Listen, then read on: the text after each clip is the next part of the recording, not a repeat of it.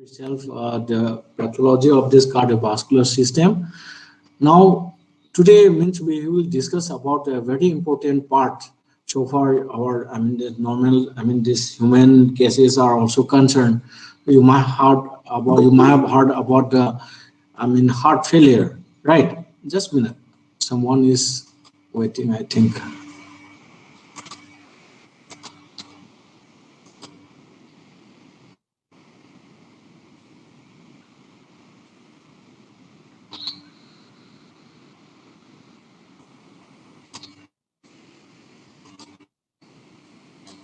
So that is about the heart failure. So when we are talking about this heart failure, around people used to talk about cardiac arrest and all, right? So it is nothing but it is the inability of the heart, which normally heart used to maintain the adequate blood supply towards the body, right? So when the heart is failing or it is not able to maintain this particular adequate blood supply, then normally it leads to death of the individual, maybe animal or in this human also, right? So in such cases, what happens is that the myocardium is no longer able to compensate the increase in the workload. That means when somewhere some parts of the body is just demanding blood and more blood and all these things, but the myocardium, the heart muscular structure, it is not no longer disable. It is not able and disable to compensate to supply the adequate blood supply. Okay, due to the increased amount of this workload. Then now another terminology under this heart failure, you might have heard about congestive heart failure. So it is nothing but it is the clinical syndrome. Okay, it's used to be characterized by the pulmonary and the generalized venous congestion with low cardiac output. That means accumulation of more blood in the lungs, or generalized venous congestion means all the venous system, throughout the venous system there used to be congestion. Okay, generalized. And with that, what will happen is that there will be a low cardiac output. Blood supply from this heart, that is the output or pumping out of the activity of the heart used to be very low. Okay, and subsequently there will be retention of sodium and water in such cases, that is decreased renal flow and adrenal cortical mechanisms used to be involved in such cases. That's why there will be retention of sodium and water.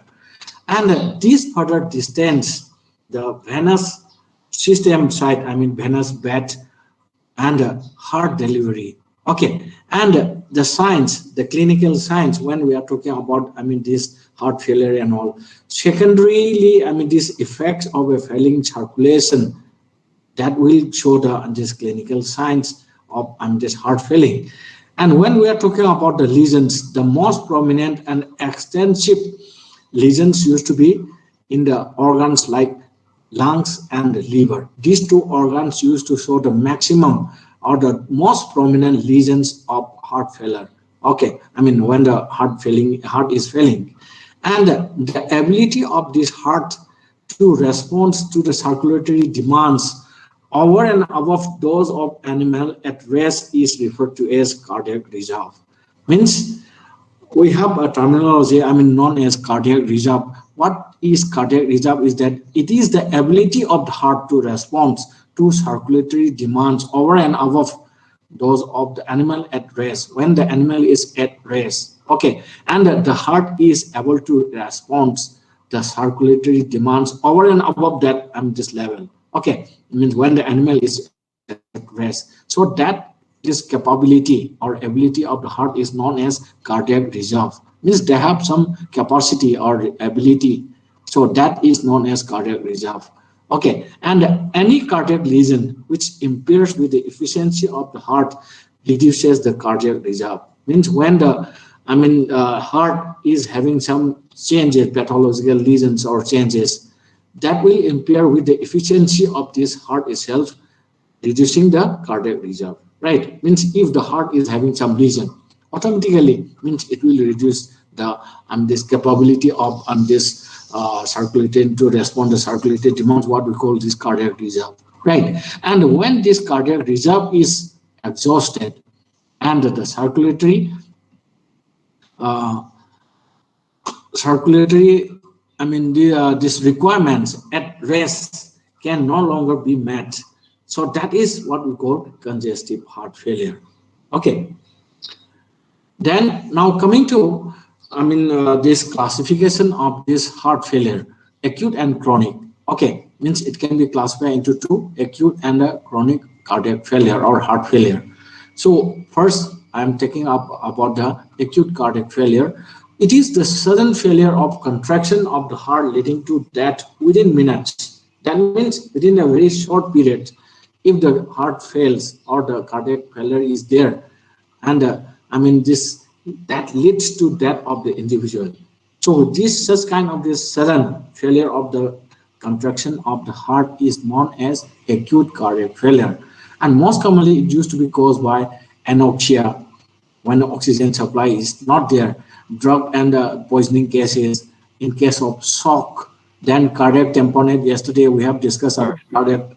Yes, some are can you waiting. Ah, just let our friends in? Sebastian. Thank you, sir. some are waiting. Okay, okay. Just a minute.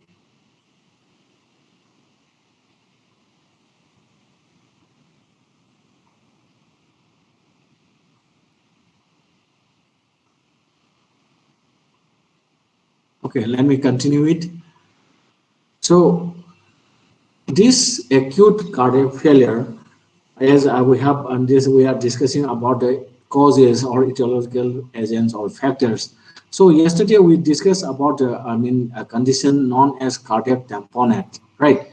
So cardiac tamponade, yesterday itself I have just given the definition or the mechanism how it happens. Whenever there is accumulation of any abnormal fluid in the pericardial sac, most commonly of course blood. Okay, but sometimes any other, like maybe I'm just water or maybe I'm just pus and other this. So such kind of this accumulation of any abnormal fluid in the pericardial sac leads to, gives, compression pressure to the myocardium, leading to failing of the heart. That what we call cardiac tamponade. Okay, so cardiac tamponade is means maybe due to, for example, traumatic injury, this leading to this hemorrhage and accumulation of the this whole blood or this pure blood is there inside the this pericardial sac and all. So that is one of the best example, and that cardiac tamponade is one of the reason of sudden or acute heart failure. Okay, or sometimes myocardial necrosis, the heart muscle fibers or the cells are necrosed, for example, or sudden occlusion of the aorta or the pulmonary artery.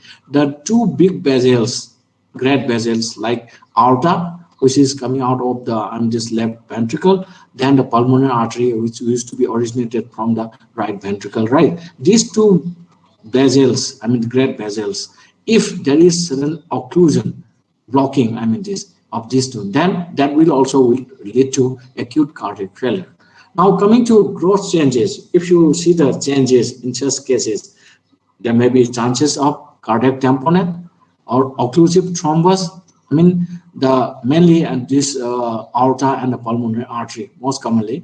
So complete occlusive, this complete this thrombus formation, blocking or obstructing the lumen of this aorta or pulmonary artery. Okay, so that may be. Then pulmonary congestion, that means congestion in the lungs. Then dilatation of the heart, particularly the right ventricle. So these are the main and gross changes you may come across in case of this acute cardiac failure. And when we are talking about the microscopic changes, so chances of necrotic changes of the myocardium or muscle fibers of the cardiac muscle fibers, or another is that one very common, these lesions. So far, we have discussed two these organs. These are organs which used to be commonly affected as in case of this heart failure. Those are lungs and the liver, right? So in case of this liver, one very typical this lesion used to develop, that is known as centrilobular necrosis, leading to a very typical appearance of nutmeg liver. I will show you the picture in the next slide. Okay, means in the central part of the this liver lobule, so there used to be necrosis, and along with that, of course, sometimes some congestion of the this vessels and all these things also are there, and so that gives a very typical appearance of a section of a nutmeg. Okay, nutmeg liver, that is commonly known as. Then in prolonged cases, that means in long-standing cases, there may be great chances of development of congestion and edema in the visceral organs. That is mainly due to generalized this venous congestion. Okay, so that's why many of the visceral organs may show congestion as well as this edema, right? That very this nutmeg this I will show you later. It is not here itself in the next slide. Okay, when we discuss about the details, these changes in other part, I'll show you. So now, the second type is your chronic cardiac failure. Acute and chronic. Okay, two types. So chronic cardiac failure, it is the inability of the heart to maintain the balance between its output and venous return of the blood. As you know, this normal function of the heart. Okay, they used to maintain the balance of output and the venous return. Means blood is coming back. The blood is this pump out of this heart. Okay, then supplying through the arterial system, arteries. Okay, then it used to come back. The blood again come back through the venous system. Towards the veins, then through vena cava and all, and getting into this heart and all. So they used to maintain a balance. But when in a long-standing cases, when there is some, this changes or some, this pathological conditions in the heart, for example. So in those cases, heart will no longer not able to maintain this balance between the output and the venous return of blood. So that is the chronic cardiac failure. It is not that suddenly it happened. Okay, this inability of the heart to maintain this balance of the output and input. Okay, but it takes time. Means it may be months or years even. So that's why means it is known as chronic cardiac failure. It is further divided into two. And this chronic cardiac failure can be further divided into two types. First one is left-sided heart failure, and the second one is right-sided heart failure. So first one, left-sided heart failure. So left-sided heart failure usually caused by myocardial damage, means when the myocardium itself, the heart muscle, this muscular structure, that is damaged, means severe necrosis may be there. And that used to be characterized by congestion and edema in the lungs with hypertrophy of the alveolar lining cells. Means when the left-sided of the heart failure, the heart is failing. Okay, so this chronic condition of the left-sided heart failure, mainly due to the myocardial damage, of course, but in such conditions, what will happen is that means the changes used to be towards the lungs. Okay, means there may be congestion and edema in the lungs with hypertrophy of the alveolar lining cells. That is the very typical and characteristic feature of this left-sided failure.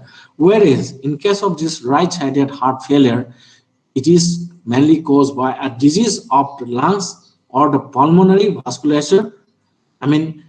Particularly the lungs itself is affected, as well as the vasculature, the vessels which are present out there in the lungs, when they are affected, when they are having some disease condition. Okay, then means right-sided heart failure may occur, and it mostly occurs after a left-sided heart failure. That means if left-sided heart is failing, that used to be followed by right-sided heart failure, right? So now let me just give you the details about the left-sided heart failure. Why I'm telling you that this cardiac failure means in the what to say, long type of these questions you may come across, like what is cardiac failure and what are the different types. Then describe about, for example, left-sided heart failure, or describe about right-sided heart failure, or describe about acute cardiac failure. That type of this question, I mean, you may come across. So now let me give you the details about the left-sided heart failure. So left-sided heart failure is, I have already and this mentioned, you miss mostly caused by the myocardial degeneration of the necrotic changes when the heart muscular it is itself, I mean, it is damaged or causing some pathological changes.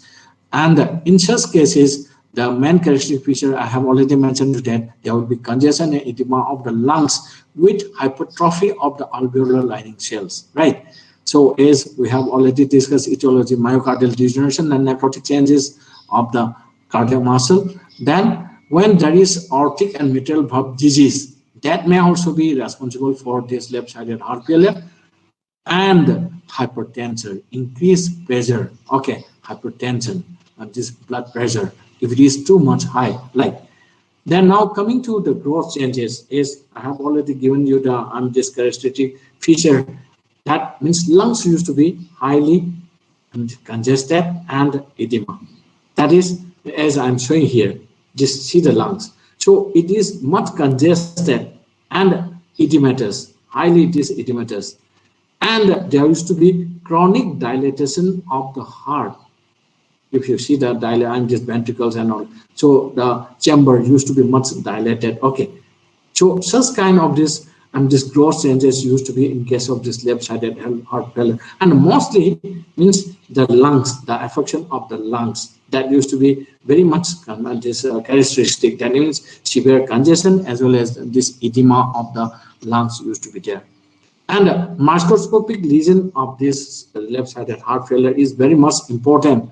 Okay, where means one of the most characteristic, you can say almost like pathognomonic lesion about this left-sided heart failure. When you make the section of the lungs, we have to go for demonstrating one very pathological, what to say, microscopic changes that is known as heart failure cells. Okay.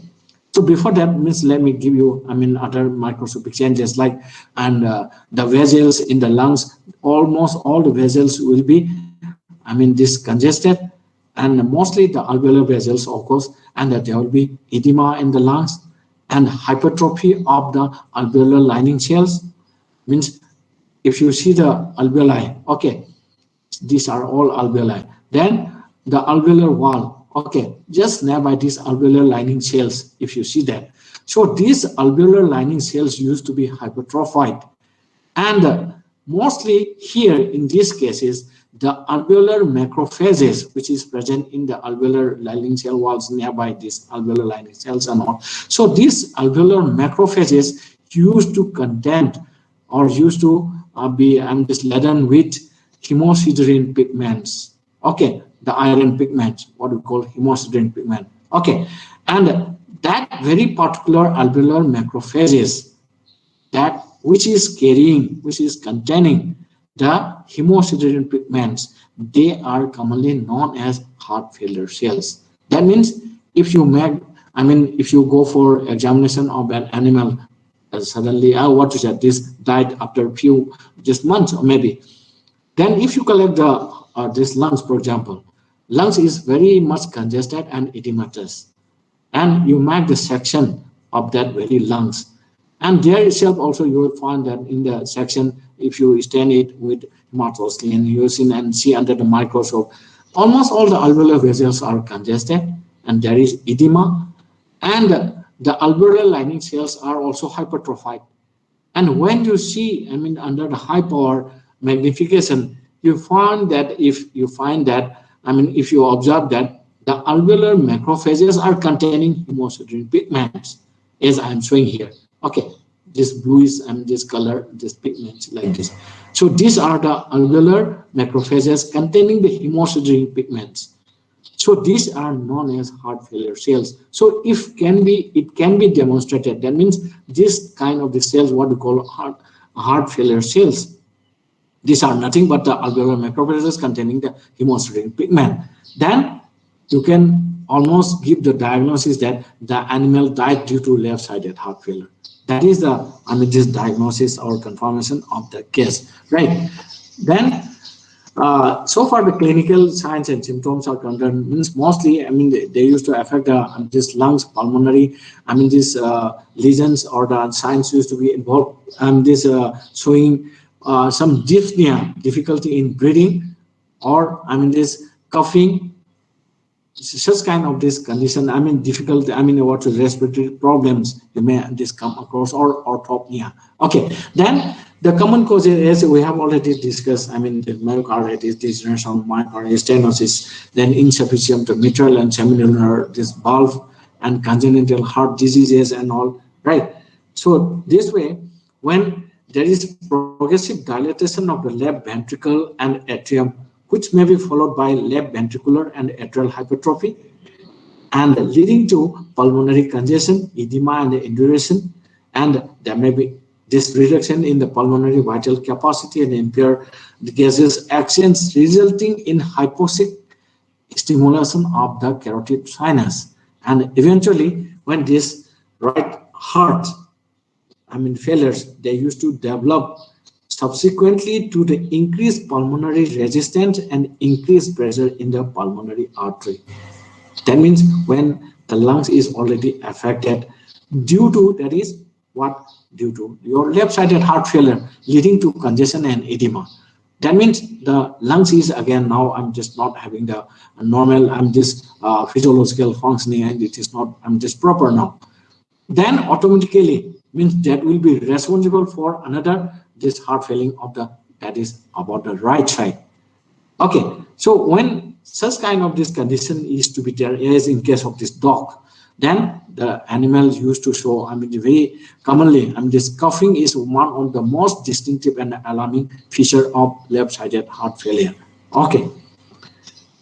Then these are some more, this picture about this left-sided heart failure, very congested and edematous lungs. Then if you make the section, then if you see that the alveolar lining cells are very much atrophied, and the alveolar macrophages, they are containing the deep blue on this stain and this color. These are the hemosiderin pigments, what we call heart failure cells. Okay, and so far the, I mean, of course, now I am coming to the this right-sided heart failure, and now before going to that, I mean, this description about the right-sided heart failure, let me show you some, I mean, these pictures. I mean, the gross as well as the microscopic picture. I mean, in the previous slide, I was talking about, I mean, this nutmeg liver. Okay, when the, I mean, the right-sided heart failure used to be there, as in case of your, I mean, you know, I mean, this left-sided heart failure, the most common organ which used to be affected is your lungs. Whereas in case of this right-sided heart failure, the most common visual organ which used to be affected or targeted, you can say, that is the liver. Okay, which used to be severe congestion and used to be congested very severely. And when you make the section grossly also, you will find that it is looking like a section of a nutmeg. Okay, like this. The, I mean, central lobular necrotic, and as well as, you know, I mean, this congestion used to be there. So that's why it is looking like a section of a nutmeg. Means if you see the, try to find out the central vein just around these surrounding areas, so some necrotic changes as well as congestion used to be there. So like this is the microscopic section. This is a central vein, highly congested and hemorrhagic as well as necrotic changes. Centrilobular means just around the central vein. So that is not a centrilobular necrosis, right? So that gives a very typical appearance of the liver, what we call, just nutmeg liver, just like a section of a nutmeg. Okay, so that is very common. That is particularly in which case right-sided heart failure. Whereas in left-sided heart failure, mostly pulmonary congestion and edema with hypertrophy of the alveolar lining cells and the presence of heart failure cells, right? Then coming to the right-sided heart failure and this description about this, mostly we have already discussed also, caused by the disease of the lungs or sometimes pulmonary vasculature, and mostly occurs after the left-sided heart failure. Means left-sided heart failure followed by right-sided heart failure. I mean, the picture what I was talking about, the nutmeg liver. This actual picture, this one is the nutmeg. Okay, the fruit. I mean, this shit, the nutmeg. So liver means when the central these veins are highly congested and surrounding area is also hemorrhagic or necrotic changes centrilobular. So that is giving look like at that kind of just nutmeg. So that's why it is this kind of this gross lesion is known as or termed as nutmeg liver. And most commonly means right-sided heart failure used to be followed by after left-sided heart failure. That means left-sided heart failure is compulsory to be there, so that I mean there will be right-sided heart failure. Without I mean this left-sided heart failure, there won't be right-sided heart failure. First, left-sided heart will fail, then means that will create a problem towards the I mean your this lungs. Then lungs will be I mean destroying this pathological changes, lesions, and all these things, and that will not this oxygenate and this what is the blood going through the this lungs for oxygenation and all, so that will be impaired. And that's why when it is returning back to the this heart and all, I mean the input of the on this what is it, this blood into the this right atrium, then to the right this ventricle and all, that will not be there, and automatically means right-sided heart will can. And there may be I mean this pulmonary lesions, the lesions of the lungs may be congestion, or I mean this severe this alveolar and this interalveolar this alveolar this lining cells and all these things. So the lungs is damaged or I mean this severely affected. Okay, so that may be one of the reason for right-sided heart failure after left-sided heart failure. Then now coming to the gross changes, as I have already mentioned you that in such cases, many of the visceral organs may be showing congestion and edema, but one of the most common organ used to be affected is your liver. Okay. Other these visceral organs like spleen, kidneys, and many others in the abdominal cavity, it may be, but most commonly the liver used to be highly congested. Okay, and there may be subcutaneous edema and ascites. That is mainly due to the generalized venous congestion. When there used to be highly accumulation of the blood this in the I mean venous system, venous site, so they used to lead dilatation and increased permeability of the vascular endothelium. Then the serous fluid, the water fluid will be leaking out of the and just due to increased permeability, that will be leaking out of that. Then accumulation of those water fluid or serous fluid will be in the surrounding tissues and all. So that's why in those subcutaneous tissue, automatically that will show this subcutaneous edema and even ascites in the this peritoneum and this in the abdominal this cavity. There will be accumulation of excessive amount of them, because almost all the visceral organs and the other venous system in generalized edema is there. I'm sorry, I mean this congestion. So that will lead to increased permeability and all, and then this ascites may also be developed. And here one of the very common sign, so far your right-sided heart failure is concerned, there has to be pulsing effect, pulse in the jugular vein. That means when you hold I mean this jugular vein in the neck region, you will find pulsing. I mean this. Okay, and there in the jugular vein. That is one of the very typical and a very common the clinical sign. Then coming to the microscopic changes of this, as we have already discussed about the gross changes of the liver showing nutmeg this appearance. So when you make the section, this particular gross changes showing the nutmeg lesion of the this liver. So that is nothing but that after making the section, just you have to find out the central veins. Okay, just around the central vein, these are the central veins. So just around this, those hepatic cells, means I mean the centrilobular, I mean sorry, I mean the lobule. Okay, in this, I mean this lobule, I mean this in the central part, just around the central vein. So that cells or those hepatic cells will show necrosis.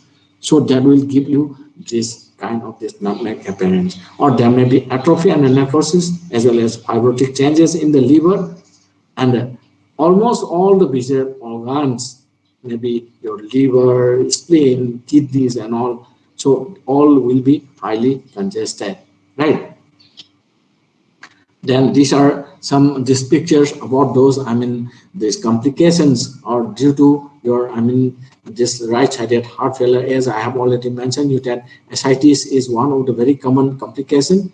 Okay, hydroperitoneum or ascites, or sometimes the hydrothorax. Then generalized edema. I mean, the whole body subcutaneous tissue is showing edema. That is known as what we call anasarca, right? Anasarca or generalized edema. So these are the complications or associated these pathological changes or lesions develop due to right-sided heart failure, right? So these are some, I mean, this elaboration, I mean, from different sources, as we have already discussed, and this, I mean, this right-sided heart failure. So now coming to next pathological condition about the heart, that is one of the disease very commonly this found in the Himalayan regions, high altitude these regions or this geographically. Okay, so that is commonly known as brisket disease, or it is most commonly this found in those high altitude these areas. Okay, so it is also known as high altitude disease. So it is nothing but in this condition there used to be slow cardiac failure, means the heart used to fail slowly, not rapidly. It takes time, but is most commonly observed or occurs at the level of 2,500 meters sea level or above. I mean, minimum, I mean, this what is it, height or altitude should be 2,500 and above. Above that, when the pressure of the air pressure, it is very low. That means if you are climbing up high mountains, okay, you will find little bit difficulty in breathing and all. So that is due to the this air pressure and the oxygen and this the atmospheric pressure of the air used to be decreased, and oxygen supply in the environment used to be very much less. So because of that low oxygen in the environment, then I mean decreased atmospheric air pressure in those high altitudes, the animals or the even human used to have this kind of this problem. But particularly in case of these animals, what happened is that in the native cattle, I mean, those animals, I mean, which are rare and they have adapted, which have already adapted in those high altitude areas and all. So if they are, I mean, having this problem, they are climbing up the high altitude and all, but chances of, I mean, the morbidity rate of this disease condition is very low, maybe only 2%. But as in case of this imported cattle, which have not even have experience or not yet adapted in those high altitude when they are climbing up those hills, high hills and mountains and all. So chances of getting this what is it, this pathological condition, what we call brisket disease or high altitude disease, up to 40% and above maybe, means they are more suspected, I mean affected. Okay, because they are not this well adapted with this situation or this condition, right? But those native animal will not affected much, only 2% may be affected.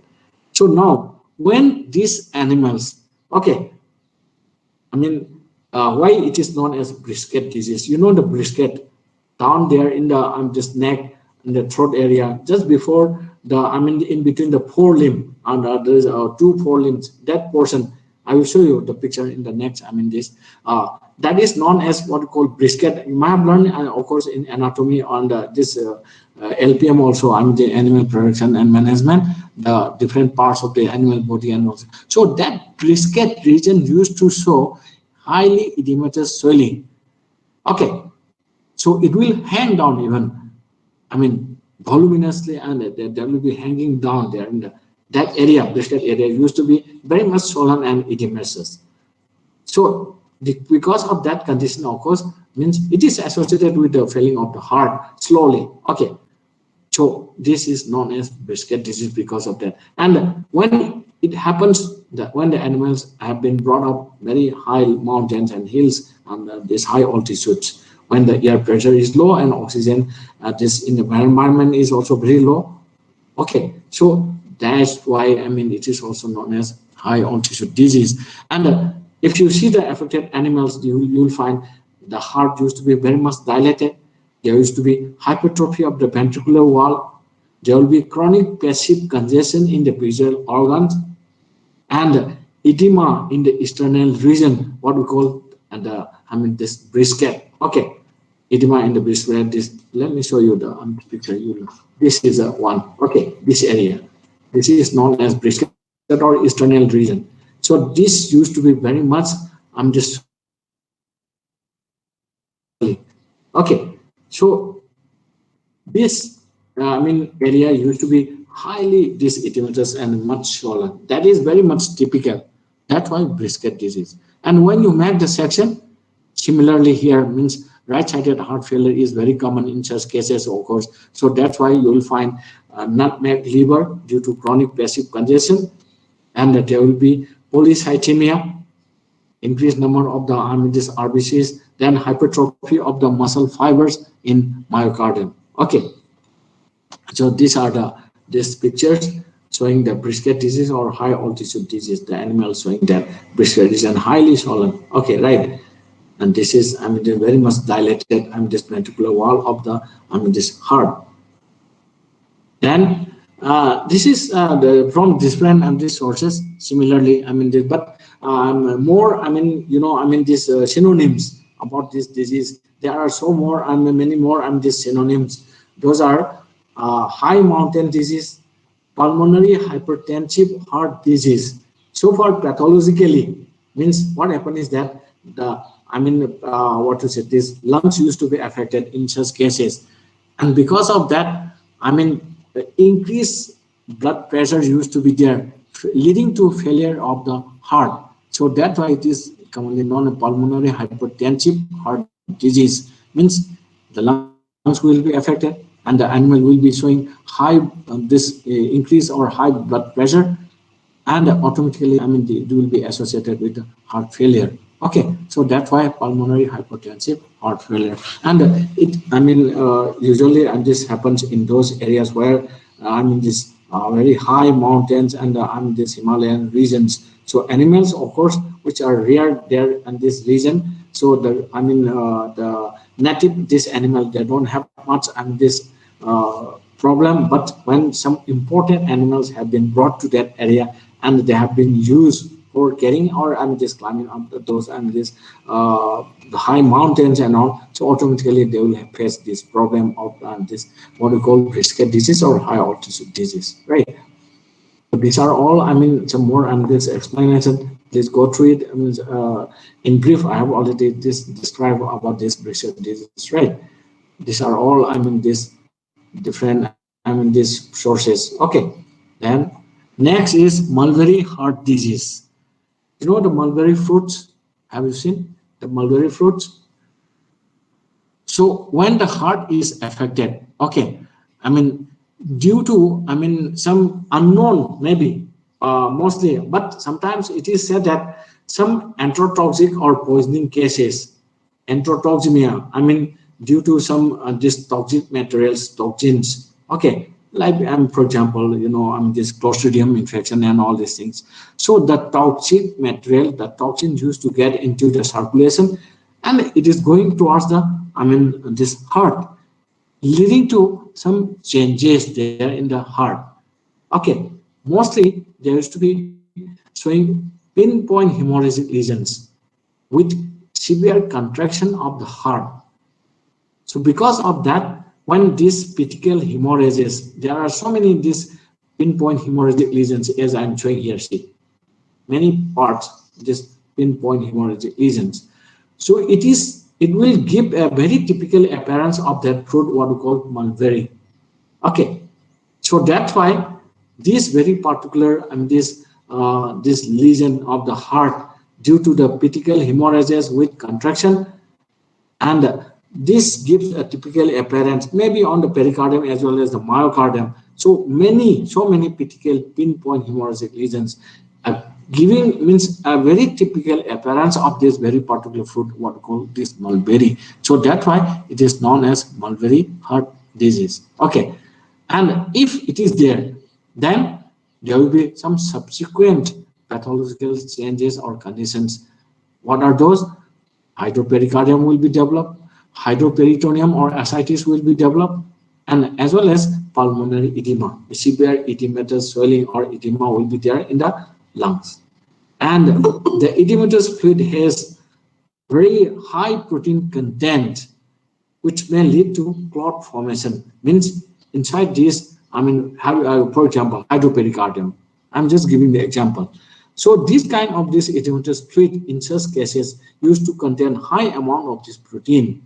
So that's why I mean, the protein which is present in such kind of this serous fluid or edematous fluid, they used to lead to clot formation. That means some flecks of clot may be also present in such this fluid in those cases of hydroperitoneum, maybe this pericardium, or even in the this lungs, mostly hydropericardium and the hydroperitoneum or ascites. Okay, and there may be congestion of the fundic portion of the stomach. Means one particular condition, I mean the fundic portion of the this stomach, that may also be very much congested. Okay, then when you are talking about the these microscopic changes, the only typical microscopic changes in severe congestion of the serosal layer, serosa of all the visceral organs in the abdominal cavity. Okay, then now the pathology of the heart is over now. Then cardiovascular system involves the arterial system, then the venous system, right? And sometimes people used to talk about this lymphatics also, along with this sometimes they used to be also added, right? So now next is the pathology of this arterial system or arteries. If it is inflamed, then it is known as arteritis. Okay, and it may be caused by chemicals, thermal injury, or viral infections like equine viral arthritis, one of very typical specific disease for the horses, this equine species, equine viral arthritis virus. Okay, then pyogenic bacterial infections and parasitic infestations, like one of the very common, and that is also in case of these horses, this roundworm known as Strongylosis vulgaris. Okay, so that may also lead to this arthritis. Some of the arteries, okay, and particularly in the this this eye, this basils involved this affected. Okay, then if you see the this growth changes when arthritis are there, means almost all the arteries. So those arteries, congestion of blood in the arterial system is known as hyperemia. So almost all the artery will be dilated, and this swollen, and accumulation of more blood will be there. And one of the most common this indication in such cases is that when the arteries there in the what is conjunctiva, for example, in the eye region, so that will show lead to conjunctivitis. As you know, the conjunctiva, the reddening and all. When you see this patients, even in case of this animal, these humans, doctors used to see the conjunctiva, examine the conjunctiva, whether it is congested or anemic. Okay, by the color of that. So if it is conjunctivitis, automatically there will be reddening of the this conjunctiva, this mucous membrane of this eyeball or this eye. So that will be much congested. Okay, so that is known as conjunctivitis. Then it may be swelling of this region, edematous or edema of the eye. Okay, and there may be presence of thrombi in the artery. Means thrombus formation is, this thrombus, embolus, and all these things you might already learn in this general pathology. Okay, so thrombus formation is also very common in case of the arteries. Then when you make the sections of the affected arteries showing the arthritis and all these things, so one very common is, I have already mentioned that the chances of the presence of thrombi in the artery involving the intimal layer. Then equine viral arthritis virus, means mostly this specific virus of the equine or the horses, leads to formation or presence of many disinflammatory cells like lymphocytes and macrophages in the media. Okay, then there may be occlusion of the lumen of the arm like this. If you see the lumen, means there should be some this empty space through which the blood used to be flow. right, to flow and through that and this lumen.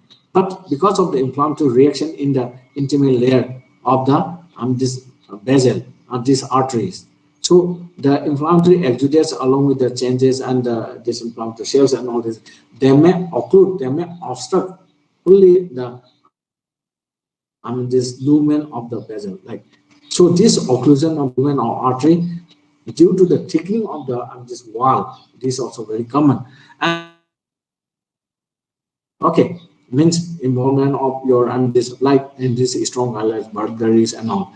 So chances of the formation of parasitic thrombi used to be along with the present along with the inflammatory reaction in the intimal this layer of the vessel or arteries. Okay, then next is a pathological condition is aneurysm of arteries. So it is nothing but aneurysm is one kind of the shape formation or dilatation of the artery, or sometimes maybe even the heart cardiac chamber, leading to formation of a shape-like structure, peg or shape-like structure. Okay, and an aneurysm is a pathological, more or less circumscribed dilatation of an artery or chamber of the heart. That means, I will show you the picture in the next slide. Means when one side of the wall or both sides maybe, it is dilated due to dilatation of the wall. Okay, and it is forming like a shape like or this as in case of this diverticulum, means as we have learned in digestive system, the esophageal diverticulum or intestine also like. Okay, means the wall of the intestine, sorry, the this vessel, the arteries is dilated and leading to formation of a and shape-like structure in a particular. For example, just after that, there is one block area like due to thrombus, for example. So the lumen will be blocked. No blood will be passing through that. So because of that, just before that obstructed point, obstructing and that point, that side, the blood is obstructed to flow through that part. So that's why the area, the wall of that very particular side, just before that blocking area or side, it will be dilated. And it may form just like a shape, like or back like this structure. Okay. So that involves the wall of the, of course, the this your this vessel and all, which used to be dilated all towards the outside. So that is what this aneurysm. Okay, and sometimes there may be a tendency for aneurysms to enlarge progressively and to ultimately rupture. Suppose the wall of this vessel arteries, it is going on this expanding, dilated and dilated, but there is a limit to expand up to this limit and all. If it is beyond that, automatically it will get rupture. Okay, so when the aneurysm is getting enlarged progressively, then there may be rupture of the this arterial wall. Okay, so now two types. This aneurysm, a false aneurysm, a true aneurysm, as we have already discussed. So a false aneurysm is a blood containing cavity that communicates with the arterial lumen, where the wall is formed from the surrounding tissues. Okay, not by the this actual this where this your this arterial wall. Okay, and that this cavity is communicating with the arterial lumen. In case of your this true one, there should not be any communication. Okay, so mostly what happens is that in between the walls, three layers of the wall used to be there. Okay, so in between the layers, that used to be this accumulation of blood, but there is no any communication with the lumen. But in such cases, there will be this fourth one will be having communicating, and in such cases maybe the wall is formed not by the this other this thing, maybe from the surrounding tissue and all. So now, dissecting this aneurysm, another type, which is characterized by presence of the blood between the layers of the arterial wall. Usually, in case of the media, means in between the three layers. For example, this intima, this media, then this your media, then intimal serous layer and all. So this way, the different layers, adventitia, sorry. So this way, the So that is dissecting the two layers of the vascular, this arterial wall. So that's why it is known as dissecting aneurysm. And the blood current gains access to a defect in the media, which may result in increased blood pressure for some distance between the layers, right? Then now let me show you this picture here. See, this is dilatation. Okay, this is normal. Means example of this aorta. This is normal aorta, but here in this area, the wall is dilated. Okay, it is forming like a shake-like structure. Here also in the heart, just at the base of the this aorta like this. Maybe in the means heart chamber also like. Okay, chamber may be accumulated or atrium may be means accumulated and dilated like.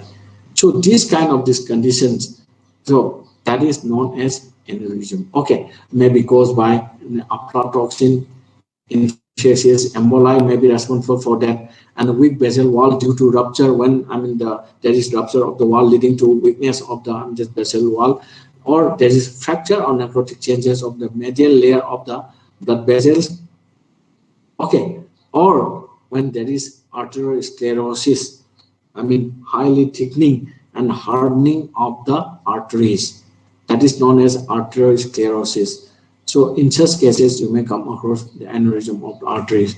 And if you see the changes, there may be fracture or necrotic of the medial layer of the large blood vessels, maybe where there may be blood and this parallel blood circulation till the next division, as I am showing like this. Okay, like this, it will be flowing blood parallelly, and sometimes it may have dissecting type.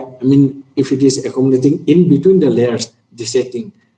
Then when there is a false aneurysm that's involving not only by the this wall, but it is accumulation. And the wall is formed by the surrounding tissue, not by the wall of the actual this basal wall. Okay, the surrounding tissue is involved for this accumulation of the blood here in this region, not actually this by the dilatation of the ventricular wall. So that is known as false aneurysm. And the formation of sac-like structure back like this in the artery due to dilatation.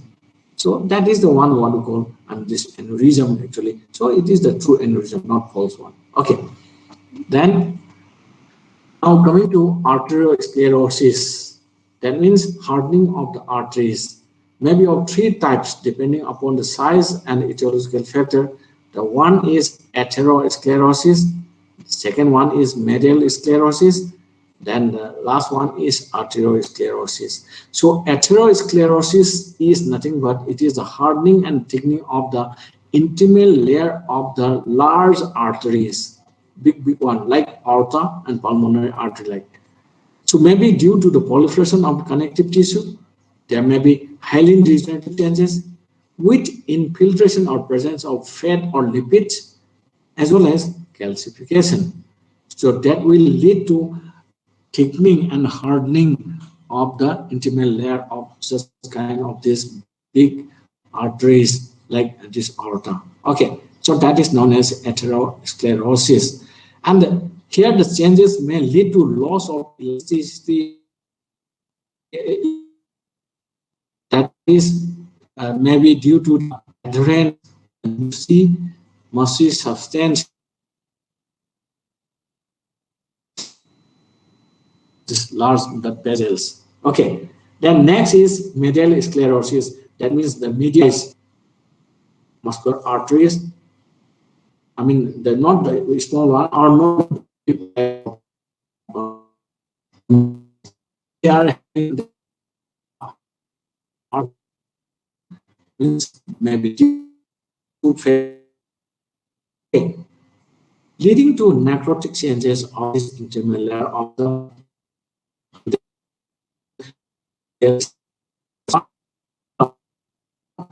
disease condition or sclerosis is known as Mockenbach's medial sclerosis. Okay, then last one is arteriosclerosis. the small arteries, or that means what we call arterioles. I mean, small on these arteries, what we call arterioles. Okay, when they are showing hardening and thickening, like I mean, this kind of this small artery, then basal, these basal organs like kidneys, spleen, pancreas, and others. Okay, so these are showing hardening and thickening of the wall, leading to this occlusion and I mean of the this lumen of these vessels and all this thing, and the wall are very much thickened and fibrous or this hardening. So there means you may find hyperplastic changes of the intimal cells of these arterioles, leading to concentric lamination occluding their lumen. Means layer by layer. Concentric means surrounding, and this by this layer by layer they will go on depositing and accumulating in the this obstructing the lumen of these small size arterioles, or I mean these basals, what we call arterioles, right? So these are, I mean, what we have discussed. This atherosclerosis and the description how it looks like. I'm show you like this, very big, and this arteries. Okay, like this aorta and all these things. So this is normal. Okay, coronary artery. Then if it is showing atherosclerosis, just see the difference. The lumen is totally empty, free, and the blood will flow freely. But here, accumulation of the this fatty degenerative change, fat and the lipids and all these things, or inflammatory exudate and all that. So leading to this thickening and the hardening of the wall, and automatically means sometimes it may lead to narrowing or even occlusion obstructing the passage. Okay, so if it is happening as in case of this very big this if it is in medial size, medium size, medial sclerosis. If it is in arterioles, then arteriosclerosis. So in all the cases, you will look like this. Okay, I mean, you have to find out that and within the this lumen, it is depositing the fat or lipids or not, or the wall is much thickened or not from the normal and all these things. And you have to see the changes, what kind of these deposits are there inside the lumen of the vessels like this. Okay, so this way means you may come across. I mean, of course, it is not that much easy to find out such kind of these changes in the this sections and all this. But if you make proper and the section and understanding, then whenever you have the section of the check the presence of such kind of this, this sclerosis in the vessels according to their normal and this anatomical and this structures and all, whether it is in bed this very big these vessels like aorta or like pulmonary artery, or sometimes in a medium size, or arterioles like as in case of those organs showing the presence of the arteriole, they are having this problem or not. Okay, arteriosclerosis, the smallest this arteries, what we call these arterioles, we have discussed. Then next is phlebitis, means venous system. When the inflammation of the veins are there, that is known as phlebitis. And most commonly characterized presence of the inflammatory exudate, thickening of the wall, dilatation of the lumen. So most commonly, it's more or less same as in case of this arthritis, and the condition is less common when you compare with the arthritis. And the acute phlebitis condition, when we are talking about the phlebitis, and very acute form of the phlebitis may be observed as in case of novel infections, or you may just have about the heard about the omphalophlebotitis in calves and lambs or foals. What happened in newborn animals. I don't know means whether you have seen this experience these things. Newly born babies or the animals and all these things. We used to cut the umbilical cord, right?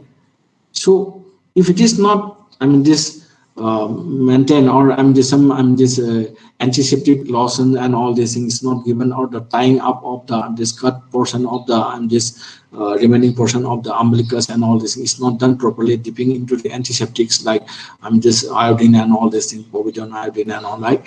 So it may create a problem that easily it can get infected. Okay, and such kind of these infections, so there means automatically that the vein nearby that this region, so they used to get inflamed. So that's why that is known as omphaloclevitis, where means navel infection used to be there mostly in newborn and this animals like calves, lambs, and foals, and all you may come across this. And the resulting bacteria may lead to acute death and give rise to widespread suppurative diseases, leading to formation of your abscesses and all these things, right? Suppose from those this inflammatory reaction, if it is mainly caused by some just bacterial organisms getting into the circulation, producing the toxin, that means presence of this bacteria in the circulation bacteria. Okay, so that may lead to this development of widespread many other places with the formation of this abscesses due to suppurative this suppuration, like this liquefactive this necrotic changes and all these things, leading to this abscess formation and all. So there means you may come across many other this abscesses were formed in many parts of the body and all. That shows that due to that bacteria, the organism has been, those particularly this post-forming organisms and all have been spread out and cause or the this leading to the formation of many abscesses in many parts. Okay, so that's why such kind of the condition phlebitis may occur in many of the cases when there is naval infection in the young-born and newly born these animals like these calves, lambs, or the foals, when there is uterine infections, or in the jugular vein due to improper intravenous infection. You may have seen or you may have undergone this intravenous used to give this injection of some like this dextrose this injection, for example, intravenous. So puncturing by this needle into the vein, causing injury to the vein wall and all this thing. So that means also one of the reason leading to this inflammation of phlebitis. Okay, then two terminologies like varicose veins associated with these veins. So these are nothing but when the veins which are much dilated and elongated following the irregular and tortuous course. I'll show you the picture and maps in many this all as a people in the on this foot and this middle this portion of the this leg, showing very much what to say, enlarged and just swollen and just veins in a tortuous manner, not which is very much irregular. Okay, let me show you like this. Okay, so these are varicose veins like this, right?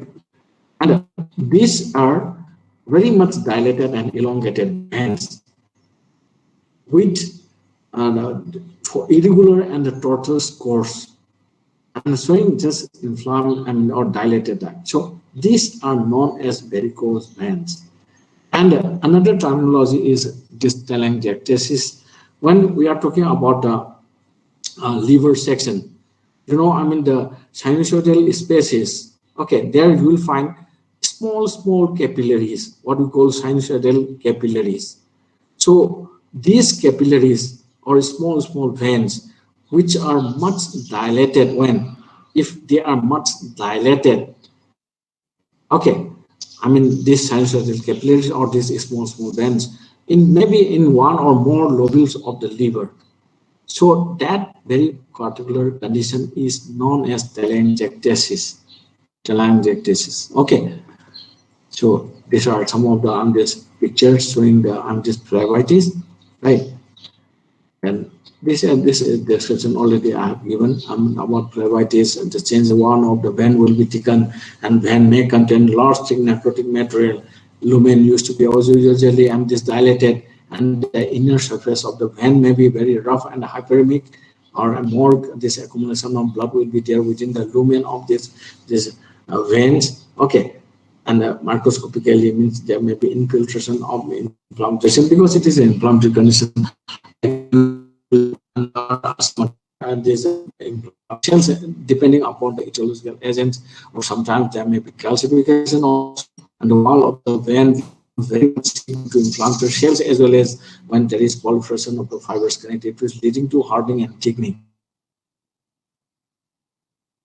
I'm just discuss, and I'm showing you the pictures also.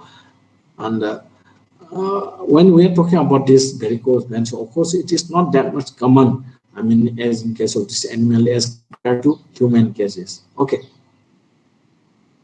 Then, lastly, lymphangitis. Lymphatic is also involved with this cardiovascular system. When the lymphatic vessels are inflamed, that is known as lymphangitis.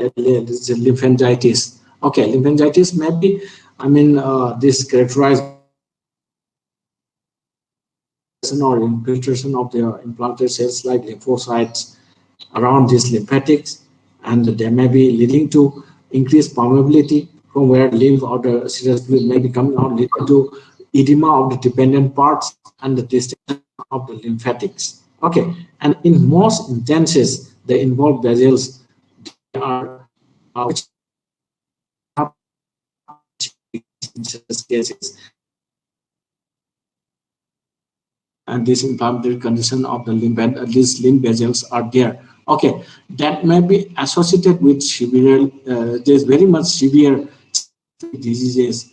Okay, one of the some of the this common this diseases, specific diseases, this are like anthrax, as in case of the dog, pigs, and horses, mycobacterial infections, where you may have granulomatous type of this lymphadenitis as well as lymphangitis, and many other these infectious agents or organisms like Corynebacterium ovis, leading to caseous lymphangitis and lymphadenitis, or this equine epizootic and this lymphangitis.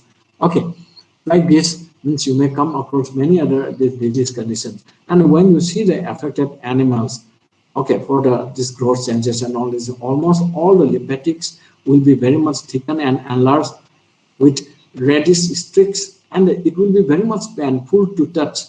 Okay, wherever the lymphatics. Okay, then there may be distension of the subcutaneous lymph vessels, leading to formation of nodules. In those these areas or in those regions, and it may lead to most commonly edema due to failure of the lymphatic drainage. Similarly, as in case of this generalized edema, from the this venous congestion and all these things like that. If there is a lymphangitis, there also this increased dilatation of the this lymphatic vessels. So increased permeability may be leading to this release of the water fluid from the this lymphatic vessels. So surrounding or dependent part may show this edema. Okay, so the nearest lymph glands, the lymphatic vessels and the lymph glands, as you know, this is associated with the lymph gland and the lymphatic vessels. So when the lymphatics are affected, so the nearby lymph glands or lymph nodes, they also used to get infected. So that's why lymphadenitis means the lymphatic glands, lymph glands or the lymph nodes, they will also used to get infected or inflamed. So that is known as lymphadenitis. Lymphadenitis is the inflammation of the lymph glands or the this lymphoid glands or the lymph glands or the lymph nodes, or and this lymphadenitis is the inflammation of the lymphatic vessels, right? So this way means you will have these different changes in case of this cardiovascular system. So that's all about the this pathology about this cardiovascular system, and that's all for today. Okay. Thank you, sir. Okay. Thank you. Thank you.